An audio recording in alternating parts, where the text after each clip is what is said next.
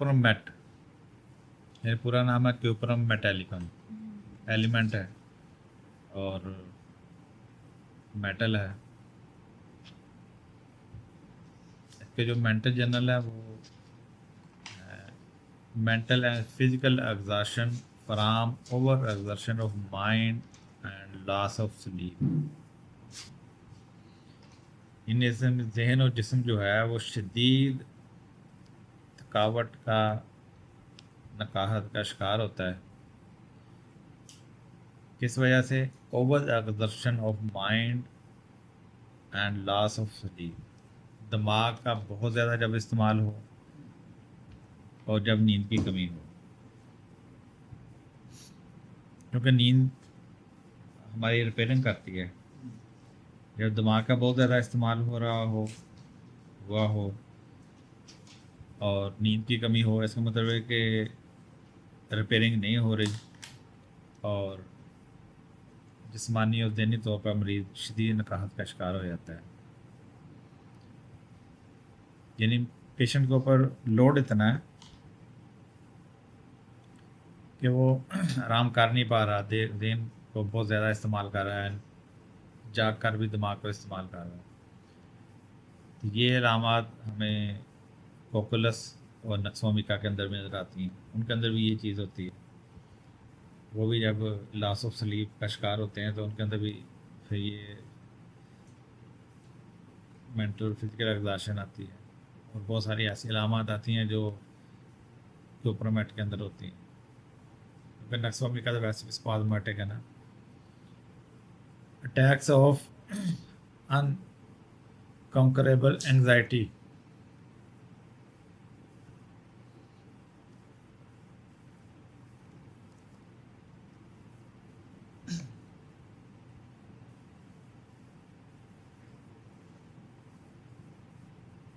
यानी जब इसके ऊपर पैनिक अटैक्स आते हैं तो उसके बाद जब सीवियर एपिसोड आते हैं एंग्जाइटी के, तो इस कंडीशन को कहते हैं कि अनकंकरेबल एंग्जाइटी। यानी बहुत शदीद अटैक, पे दर पे अटैक इसको हम कह सकते हैं। एंग्जाइटी का अटैक इसके ऊपर आते हैं। ये इसकी मेंटल जर्नल है जिसकी वजह से ये चीज़ें आती हैं। फिजिकल जर्नल में आती हैं bad effects of repercussed eruption. Repercussed eruption यानी जो अरप्शन थी जिसके ऊपर कोई चीज़ बनी, कोई रिंगवर्म बना, एक्जिमा बना, कोई दाने बने, कुछ भी हुआ, वो सप्रेस हो गई, फिर उबड़ आई, फिर सप्रेस हो गई। यानी इस तरीके से जो बार बार उसके उबाल आते हैं, उसके बैड इफ़ेक्ट जो आते हैं फिज़िकली, उसके असरार इस पेशेंट के ऊपर होते हैं। ऑफ नॉन डेवलप्ड, अगर यानी कि ऐसी eruption हो जो डेवलप या पूरी हुई हो तो वो जिंकम, फिर उसके लिए जिंकम है। जिंकम जो है ना वो ऐसी eruption जो पूरी डेवलप नहीं हो रही, अगर जिंकम दे दी जाए तो वो पूरी हो जाती है। लेकिन इसमें क्या होता है कि बार बार उबाल आते हैं किसी भी eruption के, जिसका नतीजा क्या होता है? रिजल्टिंग इन ब्रेन अफेक्शन, जिसके नतीजे में मरीज के दिमाग के ऊपर असरात आते हैं। स्पाज्म, कन्वल्जन्स, इन तशन्नुई अलामात आती हैं। स्पाज्म और कन्वर्जन ये तकरीबन इसी चीज़ को कहते हैं। यानी कन्वर्जन में थोड़ी हल्के तशन्नुई कैफियत होती है और स्पाज्म में बहुत ज़्यादा हाथ पाँव का खींचा जाना, जिसको उर्दू पंजाबी में कहते हैं कड़ल्ले पड़ना, तो ये चीज़ आ जाती है। वजह क्या आती है कि जब उसके ऊपर eruptions जो है वो उबालों की तरह आती हैं बार बार। इरेप्शन किसी भी तरह की हो सकती किसी भी स्किन के ऊपर जो भी चीज़ निकलती है उसका eruption कहा जाता है। है। आम तौर पे इरेप्शन जिंकम में आपने कहा है, तो ये जो मुंह को दाने निकल निकलते हैं बनते हैं उनमें इस्तेमाल हो सकती है। उसमें भी हो सकती है, फिर शरीर निकल आएंगे। जो नहीं भी निकल वो भी निकल आएंगे। काम तेज़ी से ख़त्म हो जाएगा। वोमिटिंग, सांस में वोमिटिंग होती है। ऑफ सप्रेस्ड फुट स्वेट, अगर पाँव का पसीना दब जाए उससे भी ये अलामत आती हैं। Spasm, convulsion, vomiting.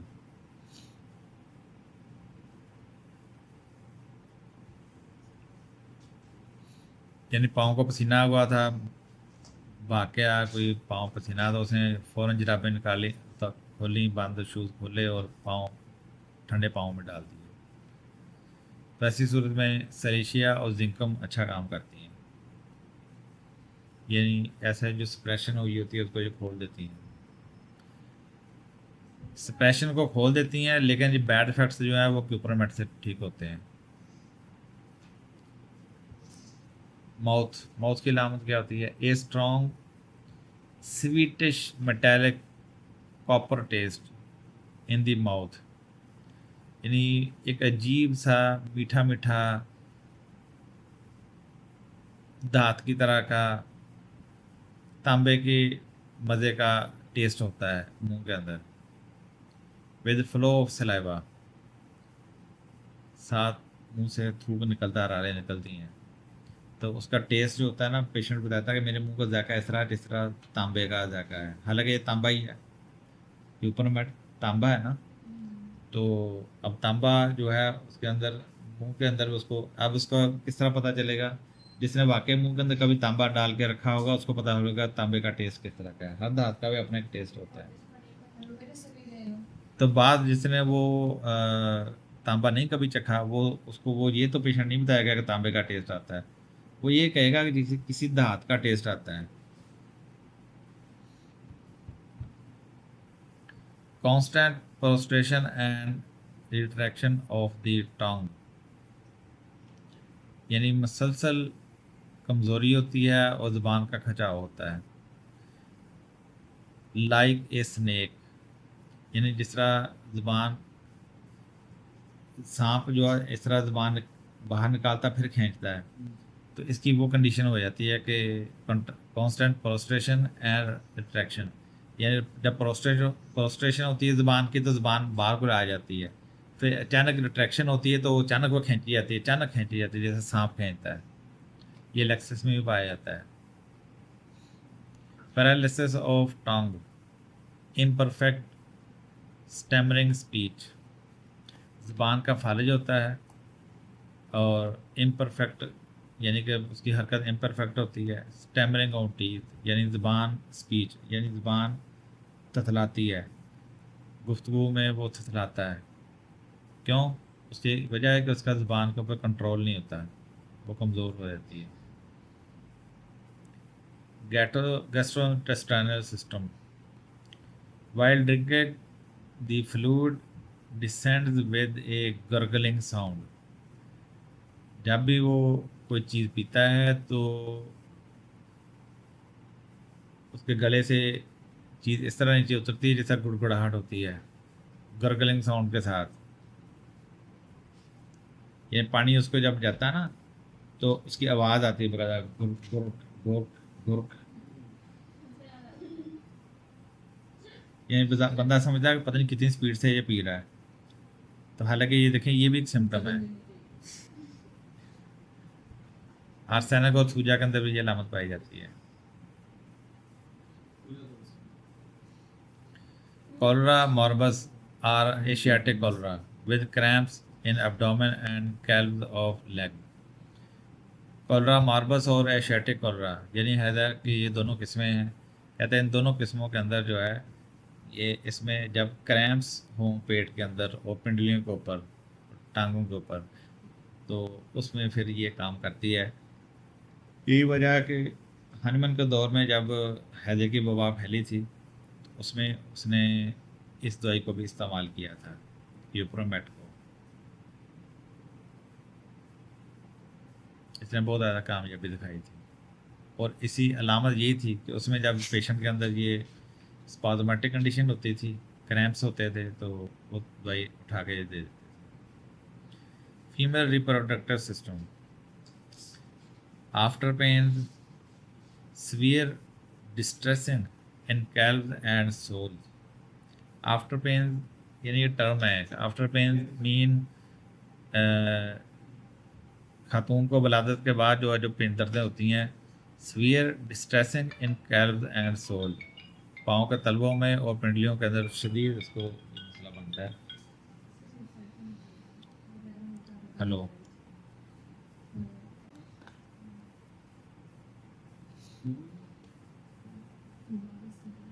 Respiratory system, cough has a gargling sound, खांसी में भी गर्गलिंग की साउंड आती है।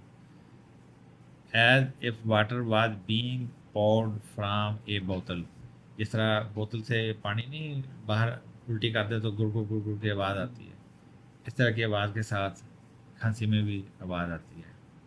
कफ एमेलिएशन बाय ड्रिंकिंग कोल्ड वाटर, ठंडा पानी पीने से खांसी का सुकून होता है। लेकिन कास्टिकम अगर देखी जाए तो aggravation by drinking cold water, spongia, यानी स्पोंजिया और कास्टिकम में ठंडा पानी पीने से खांसी ज़्यादा होती है, लेकिन इसको सुकून होता है। हुपिंग कफ, लॉन्ग लास्टिंग, ये हुपिंग कफ होती है जिसमें इस तरह की आवाज़ आती है पेशेंट खांसते खांसते, लॉन्ग लास्टिंग, सफोकेटिंग, लंबी खांसी आती है, दम घुटता है, स्पॉज़मेटिक कफ होती है, अनेबल टू स्पीक, बात नहीं कर सकता, ब्रेथलेस, सांस चढ़ जाता है खांसते हुए, ब्लू फेस, चेहरा सुर्ख ब्लू हो जाता है, रिजिड, स्टिफ, सख्त हो जाता है चेहरा, खिंचा जाता है, 3 अटैक्स सक्सेसिवली, यानी 3 अटैक उसके ऊपर लगातार आते हैं। स्टैनम में ये चीज़ पाई जाती है, यानी इसलिए मरीज़ को खांसते हुए उसकी नोयत को भी नोट किया जाता है। एक दवाइया उसमें है शॉटगन लाइफ कफ, मरीज थोड़ी देर बाद तक करता है खाऊं खाऊं, फिर भूल जाता है, फिर कहता है खाऊं खाऊं। शॉटगन में भी ये होता है, क्या बस करता बस। Vomiting of solid food after regaining consciousness, जो खाया होता है जैसे मरीज को होश आती है तो जो सॉलिड फूड होती है उसकी उल्टी आ जाती है।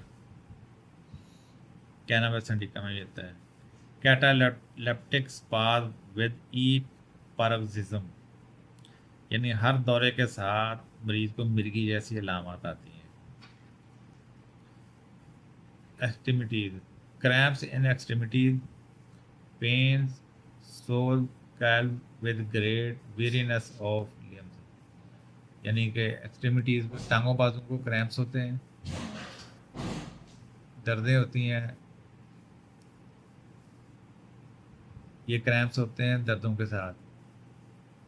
सोल यानी पाँव के तलवों को, पिंडलियों को, with great weariness of limbs, यानी शदीद थकावट के साथ, बाद में टांग, ये इसको आमतौर पर क्रैम्प्स का लफ्ज़ जैसे दिन में आता है ना, 2 दवाइयाँ हर एक के दिन में आती हैं फौरी, जो टॉप पे हैं क्यूप्रमेट और कॉलसंथ है, किसी भी किस्म की यानी ये पहले आती हैं दिन में, फिर उसके बाद फिर कंपैरेटिव स्टडी का डिफरेंशिएट किया जाता है ना कि कॉलसंथ को शदीद दबाव के साथ सुकून होता है, ज़्यादा उसका एरिया ये है, इसका एरिया पूरी बॉडी का है।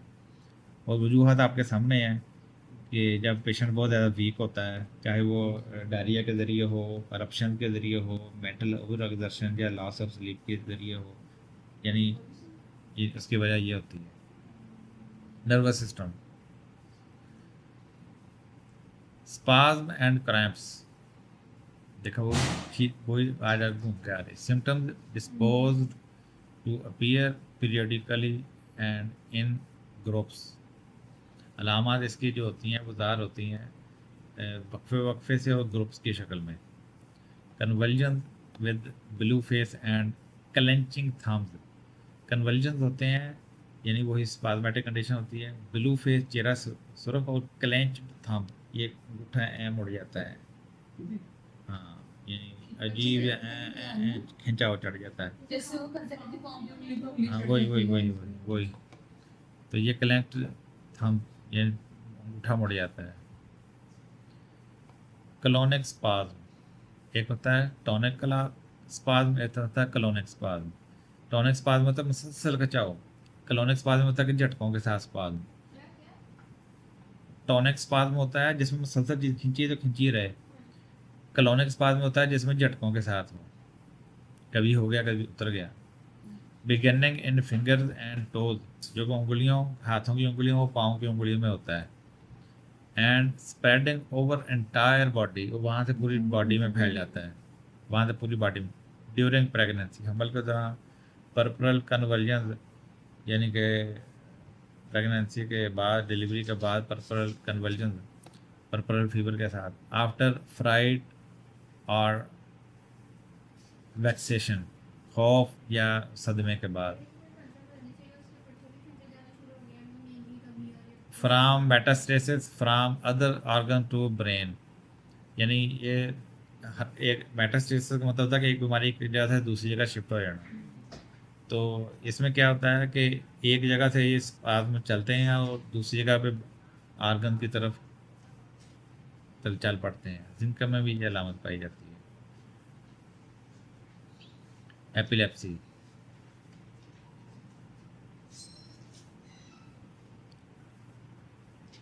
aura begin in knees and ascends, यानी आउरा से मराता है जो दौरा जो होता है ना, उसको औरा कहते हैं जो, ठीक है ना।